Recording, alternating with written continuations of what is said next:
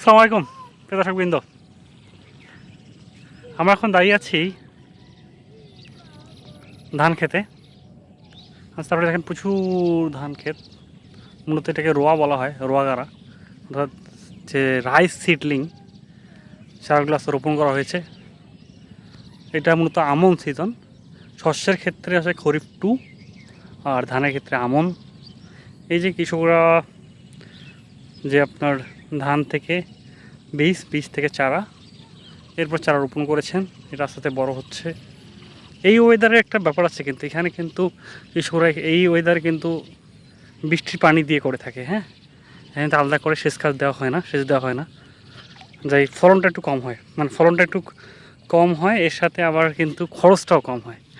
হ্যাঁ, তো এই যে আমাদের আশেপাশে কৃষকরা পাট কাটলো, কেউ আবার মরিচ অন্য সবজি শেষ করে আমন ধান লাগাইয়েছেন বা লাগাচ্ছেন। এবং এই সময় কিন্তু পুরো বাংলাদেশের মোটামুটি 70 থেকে 80% জায়গায় কিন্তু ধান চাষ করা হবে।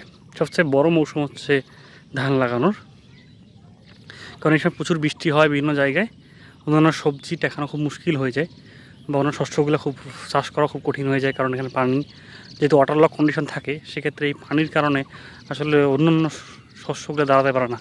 কারণ অনেকেই হচ্ছে, কিন্তু তবে ব্যতিক্রম ধান এটা কিন্তু পানিতেই হয়, পানি দরকার। তার মানে আমরা দেখতে পাচ্ছি যে কোনো ম্যাক্সিমাম শস্যগুলোই পানি সহ্য করতে পারে না, কিন্তু অন দ্য কন্ট্রারি ধান আবার বা রাইস যেটা, সেটা কিন্তু আপনার পানিতেই ভালো হয়। তাই পানির একটা আবার আছে যে কতটুকু পানি দরকার, পানির হাইটের উপর ডিপেন্ড করে। তারপর এটা বেশ ভালো আমাদের এদের জন্য, ধান খুব ভালো একটা শস্য হিসেবে কাজ করে। আর যদি উঁচু জমি হয় সেক্ষেত্রে সবজি করতে পারেন আপনারা, আর যদি একটু নিচু জমি হয় সেক্ষেত্রে ধানের বিকল্প আসলে বাংলাদেশে এ পর্যন্ত তেমন নাই।